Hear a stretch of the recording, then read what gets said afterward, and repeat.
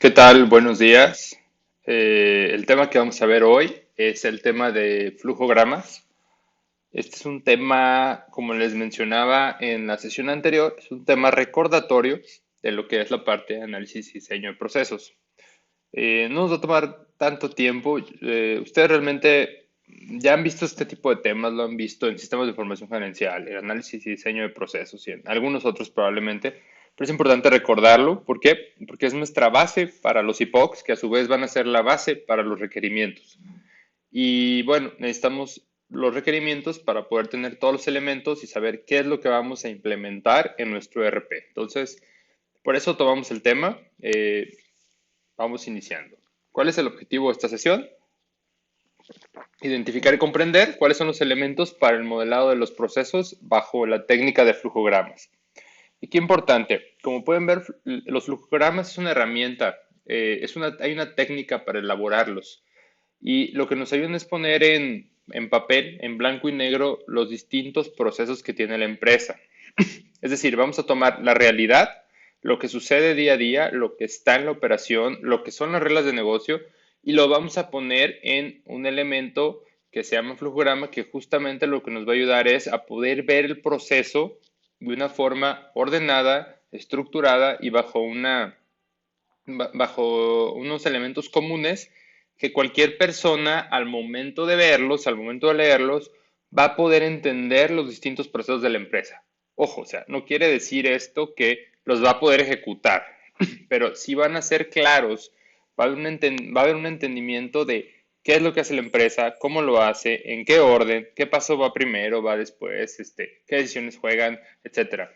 Y generalmente en estas decisiones, en estos pasos, es donde vamos a poner reflejadas también lo que son las reglas de negocio. Porque hay dos cuestiones bien importantes. Uno es la parte de las reglas de negocio y otra parte es la parte operativa, vaya.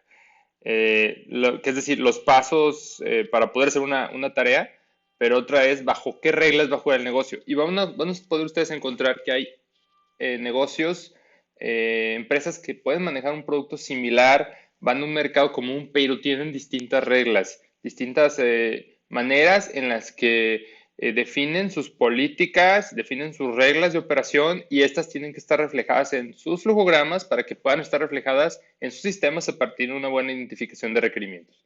Esto es bien importante porque muchas veces el no llevar estos elementos de reglas a un sistema, lo que va a hacer es que el sistema se haga inútil. O sea, el sistema puede hacer toda la parte operativa que quieran, pero si no tiene las reglas de negocio que fijó la empresa y que son parte de su operación y muchas veces su modelo de negocio, se va a convertir en un sistema inútil y puede ser que lo dejen de lado. Entonces es bien importante que esto también esté reflejado.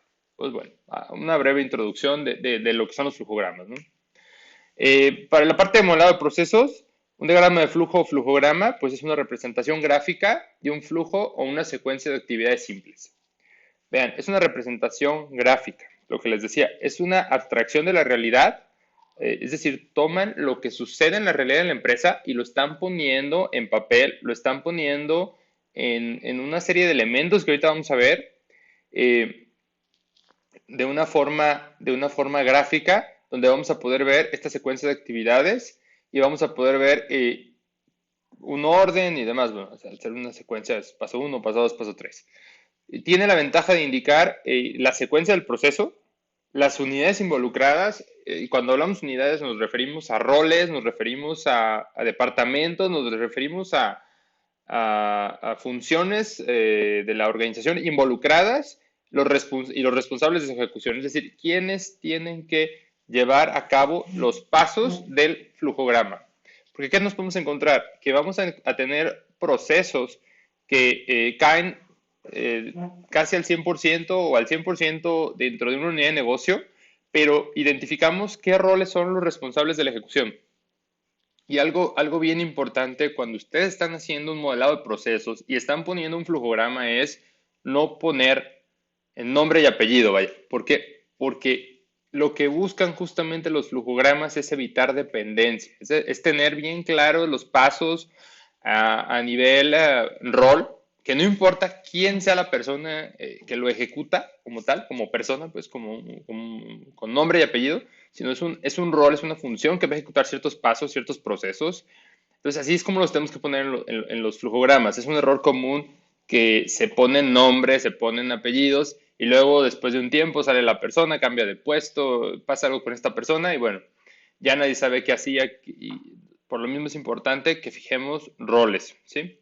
Entonces, bueno, volviendo a esto, en pocas palabras, un flujograma va a ser una representación simbólica o pictórica de un procedimiento administrativo, es decir, una representación en símbolos, en imágenes o en elementos que nos van a poder mostrar qué es lo que pasa, en qué orden y, bueno, al final va a venir de lo que es un procedimiento administrativo, un procedimiento operación de la empresa puesto en papel, ¿vale? Entonces, eso es la parte de lo que un diagrama de flujo nos va a mostrar.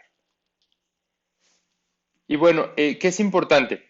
Un tema de normalización, es decir, para que todas las personas, o para que sea comprensible el diagrama para todas las personas, los símbolos que se utilizan se han sometido a un proceso de normalización, es decir, se van a utilizar símbolos estándar para poder elaborar los flujogramas, es decir, símbolos casi universales.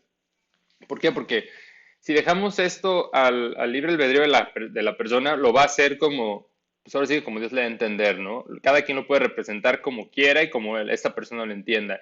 Y eso rompería justamente el tema de la normalización, es decir, no tendríamos una estandarización en cuanto a símbolos, no tendríamos una estandarización en cuanto al orden que debe llevar, a la forma que debe de tener el flujograma, porque no importa solamente el fondo, que es el contenido, sino la forma y el cómo se presenta la información. Esto nos va a ayudar bastante para poder interpretarlo y poder leerlo y que cualquier persona que conozca las cuestiones básicas de simbología de flujogramas puedan a su vez interpretar y leer un flujograma, vaya. Entonces, es bien importante el tema de la normalización.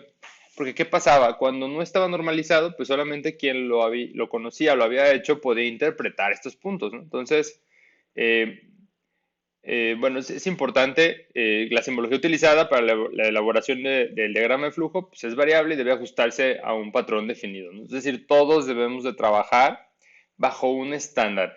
Que espero con esto que sus flujogramas, que lo que ustedes modelen y presenten esté bajo este estándar que vamos a estar viendo y que seguramente ustedes ya lo han visto muchas veces y no es ajeno a la herramienta, vaya.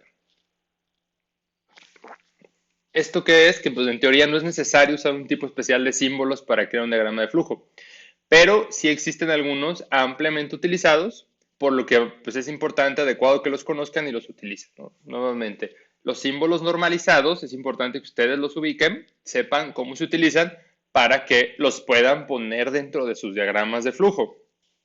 Esto que nos ayuda a ampliar las posibilidades de crear un diagrama más claro y comprensible para crear un proceso lógico y con las opciones múltiples adecuadas. Es decir, el proceso tiene que tener una cierta lógica. El proceso como se modela en flujograma, si ustedes lo leen cronológicamente, es decir, paso 1, paso 2, paso 3, hasta el fin, les tiene que mostrar la realidad de la operación y decir, bueno, esto es, en este orden es como suceden las cosas, estos son los pasos, el paso 1 lleva al 2, el lleva al 3 y probablemente hay alguna decisión que me regrese un paso o me avance, etcétera. Y realmente tienen ustedes que poderlo leer, que tenga cierta lógica, cierta coherencia y que lo puedan ustedes validar a su vez contra lo que sucede en la realidad de la empresa.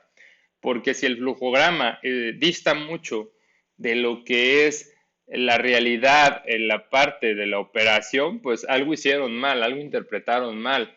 Seguramente o no entendieron bien lo que les quisieron explicar o hubo una desconexión. Entonces es bien importante que el flujograma esté alineado al proceso real de la empresa, ¿sí? Entonces, bueno, hay alguna ISO que se ha definido, como en las ISOs que hay para casi cualquier cosa, para normalizar y estandarizar estos símbolos, ¿no? Ahorita vamos a ver los símbolos utilizados. ¿Cómo lo vamos a poner? Ya está cargado en el Moodle un template que está para ser usado en Visio, donde ustedes van a poder encontrar distintos elementos para una plantilla con distintos elementos para poder implementar o modelar sus procesos. En la parte superior, pues van a tener un identificador de proceso, a qué empresa pertenece, un consecutivo de qué número de documento, qué revisión está, porque algo que es muy común es que los procesos están vivos, no son estáticos. ¿Qué quiere decir esto? Que las cosas como se hacen hoy, probablemente en un año, 6 meses, 2 años ya no se hagan igual. Entonces, los procesos tienen que estarse revisando constantemente y de igual forma constantemente se tienen que estar actualizando estos flujogramas. ¿Qué quiere decir esto? Que al momento que mi proceso tiene un cambio, yo tengo que actualizar mi flujograma. Muchas veces, muchas empresas lo que hacen es que tienen revisiones periódicas programadas para estar revisando que su documentación, sus flujogramas documentados estén alineados a la realidad. Esa es una forma. Otra forma que a veces utilizan las empresas es hacer auditorías de procesos, es decir, van al proceso en vivo, llevan su flujograma en el papel o en la herramienta que lo tengan y empiezan a validar que los pagos estén haciendo como eso dice. Y si hay alguna variación en el proceso, pues se ajusta. ¿Qué puede suceder? ¿No? Que estén haciendo mal el proceso en la ejecución y no estén siguiendo los pasos o que realmente el proceso cambió en la operación, pero el flujograma no esté alineado. Entonces, ahí es donde es importante que se mantengan siempre actualizados. Entonces, sí puede haber una desfase, pero debe ser menor y deben de tener las empresas alguna forma periódica, alguna herramienta o de alguna forma poder cachar que existen esos cambios, que puede haber variación en los procesos y que los logren identificar para que sus flujogramas siempre estén al día, porque al final un flujograma pues no debería de variar de lo que es la operación real, ¿no? Entonces, eso es parte del por qué debemos de llevar las distintas revisiones de los flujogramas y son documentos vivos, son documentos que normalmente el área de calidad está manteniendo la versión vigente, están actualizando las que ya no son vigentes, las mantienen ahí como alguna referencia, pero siempre tenemos que asegurarnos que tenemos la última versión, sobre todo cuando vamos a hacer sistemas a partir de los procesos modelados. Si yo tomo un flujograma viejo y hago una definición de requerimientos. Con base en ese flujograma voy a tener requerimientos que probablemente ya no sean vigentes o que la empresa ya no necesite. Entonces, voy a estar haciendo un esfuerzo de desarrollo de sistemas o de implementación de un sistema que ya no va a ser con elementos vigentes. Por eso es importante que se tengan los distintos elementos actualizados para que al momento o los programas actualizados para que al momento que se busque hacer un desarrollo, una implementación o una mejora, se tenga la última versión. ¿Va? Entonces, como un paréntesis del por qué manejar revisiones de flujogramas. ¿Qué otra cosa es importante? Vamos a encontrar estos carriles que van a tener los distintos roles del proceso involucrado. Hay empresas que manejan áreas funcionales, otros roles, cuál es el puesto. Mi recomendación es manejen roles o posiciones. Si manejan un área, a veces se van a quedar algo muy general, ¿no? A decir que finanzas hizo algo, pues es muy amplio. Finanzas pueden tener un responsable de cuentas por cobrar, un responsable de cuentas por pagar, un responsable de bancos, un responsable de sepan ustedes qué cosa, ¿no? Entonces, traten de ser lo más específico posibles porque eso les va a ayudar en gran medida a poder tener flujogramas más completos, vaya. Entonces, importante ese punto. Estos son los símbolos que normalmente se utilizan. ¿Cómo los vamos a ver? Los voy a ir revisando uno por uno, de arriba de izquierda a derecha, arriba abajo. Entrada de proceso, cuando los elementos de inicio de mi proceso van a estar marcados en un cuadrado con las puntas un poco redondeadas en color azul.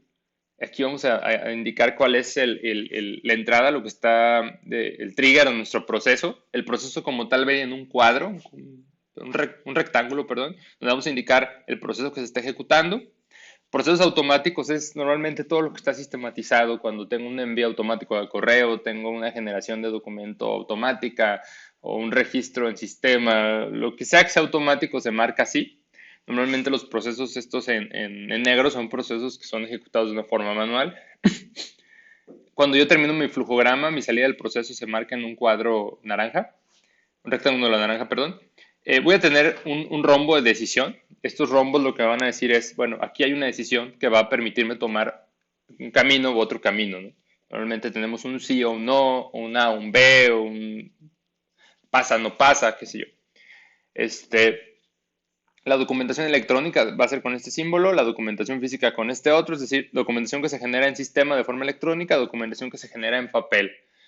Conectores de páginas, si es que el flujograma es extenso y necesitamos tener página 1, página 2, se pone un conector, por ejemplo, con un 1, con una letra A, y en la página 2 se pone la misma letra A como continuación. Conector fuera de página. Estos símbolos ya están en la plantilla que yo les voy a estar cargando en la plataforma de Moodle para que tengan tanto el modelo, este template con los carriles y con los distintos elementos o símbolos del flujograma, ¿va? Entonces ya están para ser usados, son simbología universal. Entonces, bueno, este es el formato como el que les voy a cargar. Si se fijan en la parte superior, pues trae el consultor, qué versión es el documento, qué proyecto es el que están trabajando, los distintos roles que están interactuando en el proceso. Y bueno, estos elementos que lo que tienen que hacer ustedes es copy-paste para empezar a poner paso 1, paso 2, paso 3, etcétera, y poder hacer su diagrama de flujo completo, ¿va? Entonces, este es el documento que yo les voy a cargar. Como les repito, es un documento de Visio. Esta herramienta, seguro ya la conocen, es una herramienta de Microsoft. Tienen ustedes acceso vía plataforma o vía aplicaciones remotas del ITESO, entonces lo pueden usar sin ningún problema. Entonces, bueno, ¿qué es importante? Los pasos para la elaboración del flujograma, ¿no? Primero, identificar las ideas principales para desarrollar el diagrama de flujo. Es decir, ¿qué es lo que yo quiero plasmar en mi diagrama de flujo? ¿Cuáles son las actividades? ¿Cuál es el proceso? O sea, debo de iniciar con una idea de lo que voy a desarrollar en ese diagrama. Identificar quién lo empleará y cómo, es decir, qué uso le van a dar. Muchas veces hay diagramas que se requieren a un nivel de detalle muy, muy alto por el tema de que se va a utilizar para una implementación. Hay diagramas más generales que lo que dicen es de una forma redundante general los pasos que tiene el proceso, pero no caen en un detalle exhaustivo que muchas veces se requiere. Entonces eso es bien importante, ¿no? Establecer el nivel de detalle requerido y esto me lo va a definir quién lo empleará y para qué lo va a emplear. Pueden ustedes hacer todo procesos modelados, como les digo, para un desarrollo donde tienen que tener casi a nivel campo, propiedades del campo, etcétera, que va a tener ahí. Y bueno, algo también bien importante, determinar los límites del proceso. O sea, tengo que tener bien claro qué es lo que voy a modelar. Si voy a hacer un proceso de ventas, probablemente voy a acotarme a un subproceso o al proceso completo de ventas, pero tengo que tener claro dónde inicia y dónde termina. A muchas veces quieren poner toda la operación de una empresa en un diagrama de flujo y eso, más que ayudar, va a confundir a la gente, va a hacer que no se entienda y cualquier cambio va a ser un dolor de cabeza. Entonces es bien importante que determinen los límites del proceso, es decir, dónde inicia, dónde termina. Y muchas veces, dónde termina un proceso es el inicio de otro, ¿no? Porque algo que vamos a ver más adelante es cómo los procesos se empiezan a relacionar entre sí. Entonces yo tengo el proceso 1 que termina y me genera una salida X y esa salida se convierte en la entrada del proceso 2 que bueno, ya hace una serie de cosas y tiene a su vez una salida hacia otro proceso o hacia un cliente externo de la organización, ¿no? Pero es bien importante el tema de los límites. Entonces, ¿qué ideas son las que quiero plasmar? ¿Quién lo va a usar y cómo lo va a usar? Y los límites del proceso que se van a escribir. Entonces, para la elaboración, los pasos que se sugieren para construir un diagrama de flujo es, número 1, establecer el alcance del proceso. ¿Sí? ¿Cuál va a ser el inicio? ¿Cuál va a ser el fin? Y como les decía hace un momento, frecuentemente el comienzo de un diagrama de flujo es la salida de un proceso previo. No siempre, hay veces que el comienzo de un diagrama es algo que nos da un elemento externo como un cliente, una entidad de gobierno, un proveedor, qué sé yo, pero muchas veces un proceso inicia y la entrada de ese proceso es la salida de un proceso anterior. Entonces, eso para que lo tengan en cuenta, ¿no? Y al final, pues, la salida del proceso va a ser la entrada de otro proceso, lo que hace un momento explicaba. Que también va a ser importante identificar y listar las principales actividades y subprocesos que están incluidos. Es decir, qué actividades están relacionadas con un determinado proceso. Mi sugerencia, perdón, mi sugerencia es, hagan una lluvia de ideas o platiquen con la gente responsable del proceso, digan, a ver, ¿qué es lo que haces? ¿No? Y empiecen a escribir las actividades. Ah, pues hago tal cosa, hago esto otro, en el orden que se las vayan dando. Posteriormente, cuando ustedes ya tengan esas actividades, denle un orden cronológico, es decir, qué pasa primero, qué pasa después, como si fuera una línea de tiempo. Una vez que tengan eso, denle una checada, vean que tenga lógica como lo ordenaron, que el paso 1 tiene lógica con el 2, y el 2 con el 3, y el 3 con el 4, y así. Y bueno, ya con eso van a tener identificadas las distintas actividades del proceso y van a poder tener el orden cronológico, porque un diagrama de flujo tiene la peculiaridad, a diferencia de una vista horizontal o de alguna otra herramienta, que me va a mostrar en orden las actividades, es decir, inicia aquí, primer paso, segundo paso, tercer paso, cuarto paso, hasta final del proceso. Y ese es el orden, es como si fuera una receta. Tienen que seguirse y tienen que hacerse en ese determinado orden. Y bueno, si el nivel de detalle definido incluye actividades menores, pues también listarlas, es decir, si requieren un detalle muy amplio, muy alto de las actividades, pues bueno, lístenlas como pasos, ¿no? Va a depender mucho del paso anterior donde ustedes van a establecer el nivel de detalle requerido, que como les digo, depende a su vez de quién lo empleará y cómo va a emplear ese diagrama. Importante también identificar y listar los puntos de decisión. Generalmente estos puntos de decisión vienen de reglas de negocio, es decir, yo tengo estas reglas operativas, hacer tales filtros o tales validaciones, etcétera, y eso normalmente se tiene que reflejar como un punto de decisión del diagrama, es decir, yo tengo el paso 1, el paso 2, el paso 3 y hasta que no llego al paso 4 donde tengo una decisión y si no pasan ciertas cosas, tal vez el proceso se determina o el proceso continúa o se regresa o qué sé yo. Pero bien importante y como tip, normalmente esas puntos de decisión van a venir de reglas de negocio. Así piénsenlo. Les voy a dar un ejemplo.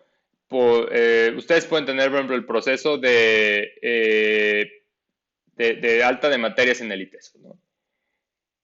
Donde si ustedes no tienen una determinada, un pago hecho o no tienen, por ejemplo, el inglés concluido o algo así, no pueden dar de alta materias. Entonces, esa es una regla que tiene el ITESO, ¿no? O sea, si ustedes tienen un adeudo, no pueden dar de alta materia. Si ustedes no han hecho una clase, materia previa a la que quieren tomar y es seriada, no pueden hacerlo. Entonces, esos son puntos de decisión que tienen que estar en el modelo del proceso, en el modelado del proceso, pero tienen que estar en el flujograma y como normalmente se ponen, son como puntos de decisión, donde ustedes van a llegar a un determinado paso, un determinado punto, donde si no se cumplen ciertos criterios, pues el proceso puede tomar un camino distinto al esperado o puede incluso concluir o puede regresarse.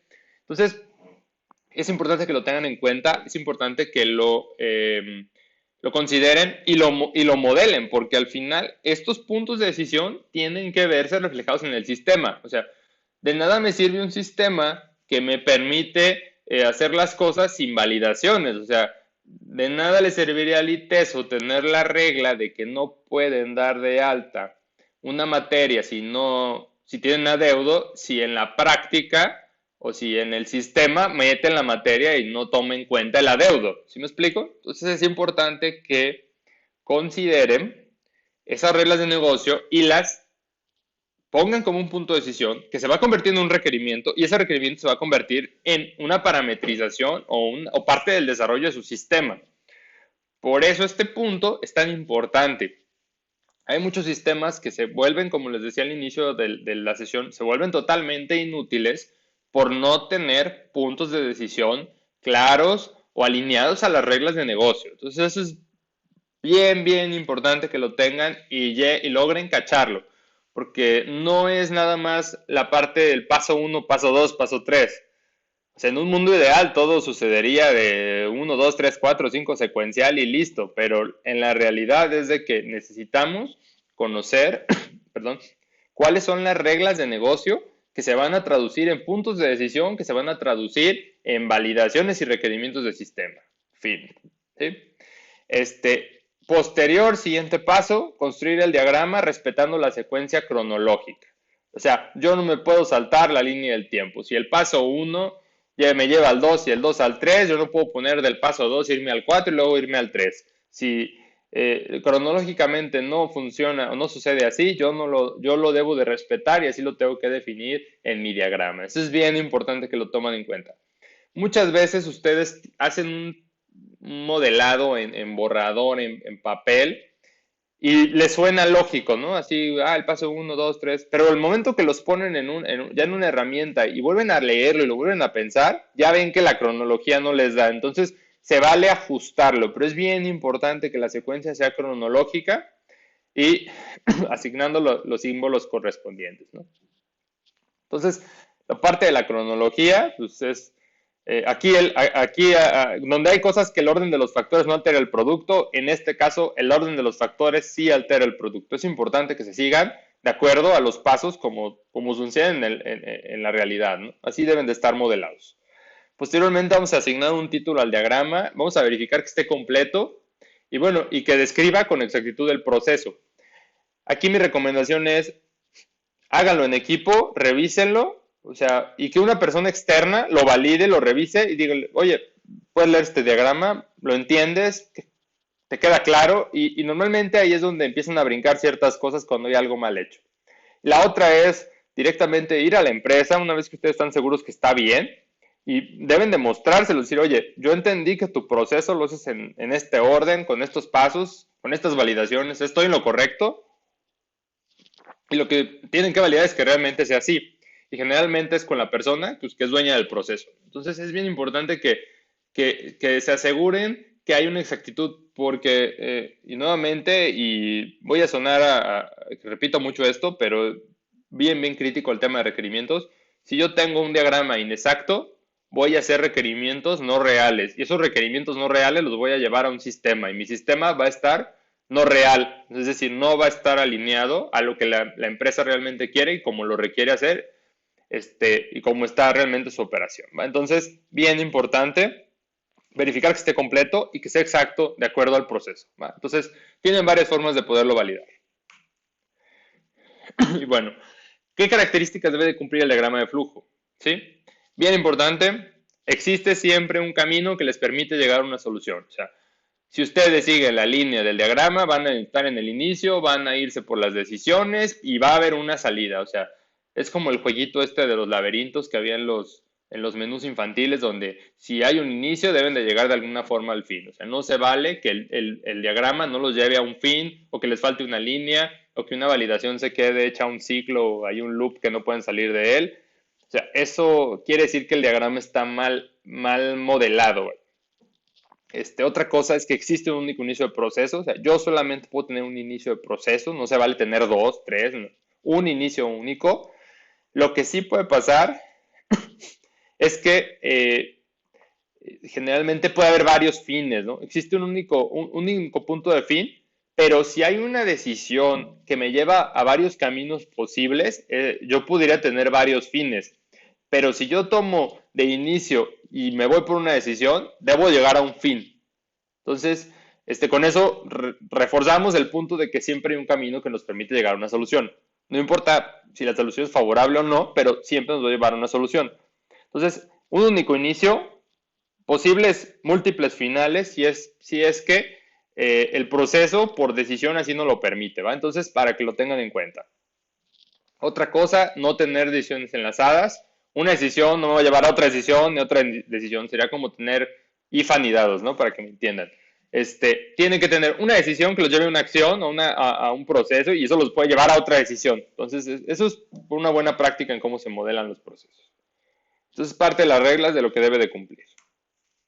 Aquí hay un ejemplo de un proceso de planeación de un viaje con amigos. Si se fijan, tenemos varios roles, varios carriles. Tenemos al organizador, al responsable de transporte, al tesorero, al responsable de actividades, al responsable de hospedaje y un rol que dice todos, ¿no? Entonces, vean, hay un único fin que me lanza actividades en paralelo, que es investigar opciones y costos de transporte y costos de hospedaje, y alguien que lanza investigar opciones y costos de actividades. Posteriormente hay una actividad donde llega información del responsable del transporte, del responsable de actividades y el responsable de hospedaje al tesorero que va a integrar el presupuesto. Esto nos manda a una decisión donde si se toma la decisión de ir, si se toma la decisión de no ir por el motivo que sea, pues bueno, tendrían que irse a que se acaba, ¿no? Este es un fin. Pero si se toma la decisión, pues se solicita permiso y se compra el viaje. ¿Cómo podríamos mejorar este modelo? Por ejemplo, tal vez después de solicitar permiso, meter otra decisión donde se da permiso, sí o no. Y si sí se da permiso, se compra el viaje. Y si no se tiene el permiso, pues se acaba el sueño, ¿no? Entonces, va a depender mucho de las reglas que tenga la empresa, como les he estado diciendo. ¿Por qué? Porque aquí se asume como que el permiso ya se tiene, ¿no? Pero realmente aquí podemos meter otra decisión. Es el tipo de cosas que una vez que un proceso ustedes lo bajan y lo ponen en un diagrama, pueden estarlo mejorando y pueden estarle dando ciertas validaciones que hagan sentido y ayuden a que sea un proceso más robusto, ¿no? Entonces, por eso es importante que lo pongan en papel, lo pongan en un borrador, lo pongan luego en una herramienta de este tipo y posteriormente lo lean y digan, ah, caray, aquí me faltó algo, me sobró algo y lo puedan ajustar.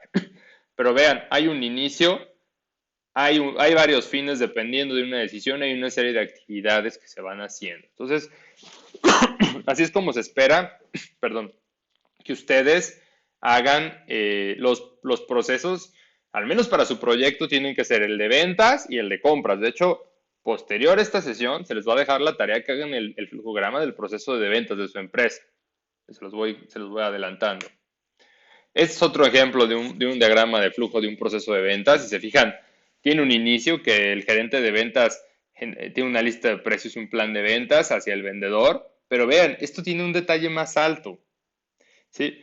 Puede ser que esto funcione, puede ser que no. Va a depender mucho de el detalle, como aquí hablábamos, el nivel de detalle requerido, ¿no? Mi opinión, este tipo de diagramas, al ser tan cargados, pueden confundir más o son difíciles de interpretar. Este tipo de diagramas puede quedarse un tanto corto, pero son más puntuales. Entonces busquen un punto medio donde les sea de utilidad. O sea, el hecho que ustedes se tomen el tiempo de hacer un diagrama de flujo, un análisis y pasarlo a una herramienta es justamente para que sea un producto de utilidad para la empresa, no solamente hacer un documento por hacer un documento. Entonces, ojo con eso, denle una checada y bueno, piensen en el nivel de detalle correcto para su empresa, ¿va? Entonces, bueno, aquí hay un elemento, un ejemplo con sistemas, sin sistemas, donde aquí se está incluyendo qué se automatiza. Si recuerdan, son procesos automáticos donde hay ciertas cosas que se hacen en el sistema, aquí lo están marcando, el otro no lo trae. Va a depender mucho del nivel de automatización de proceso que tenga la empresa, si lo van a poner o no, ¿sí? Entonces, ¿qué es importante, no? A partir de esto que estamos viendo, a partir de la empresa que ustedes van a tomar, la tarea que se les va a dejar para la siguiente sesión, cargarla en el módulo, es elaborar un flujograma para el proceso de ventas de su empresa y tienen que usarlo con la herramienta de modelado Visio. Como les comento, la plantilla ya está disponible en Moodle. El Visio ustedes tienen acceso por medio de las aplicaciones compartidas del ITESO, las aplicaciones remotas. Y la idea es de que ustedes aprendan y comiencen a utilizar este tipo de herramientas que son las que, bueno, hay una cantidad grande, pero esta es de las más comerciales, de las más usadas y con eso estaríamos normalizando, estandarizando la forma de generar diagramas. Esta tarea que ustedes están haciendo del diagrama de flujo para ventas, yo les voy a dar retroalimentación y se va a integrar a su proyecto como un CIPOC, o sea, ustedes van a tomar el flujograma, le van a meter otro tipo de, otras cosas que vamos a ver en la siguiente sesión, y lo que estarían haciendo posterior es generando un CIPOC de ventas, y bueno, tienen que hacer para su proyecto también compras. Para esta tarea solamente ventas, para su proyecto, pues ya van a tener hecho uno, van a tener que hacer un segundo. Entonces, bueno, con esto concluiríamos lo que es el video para el tema de flujograma. Se estará dando en un momento más lo que es la asesoría, aclaración de dudas de forma virtual. Muchas gracias.